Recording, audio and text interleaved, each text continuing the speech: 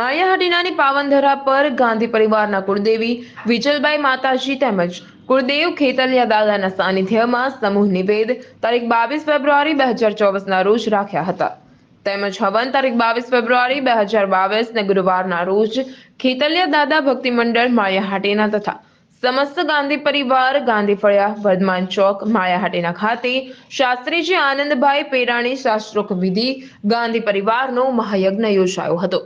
આ ધાર્મિક કાર્યક્રમ સહપરિવાર સાથે ગાંધી પરિવારે ઉપસ્થિત રહી તેમજ મહેમાનોની મહાપ્રસાદીની વ્યવસ્થા પણ કરવામાં આવી હતી।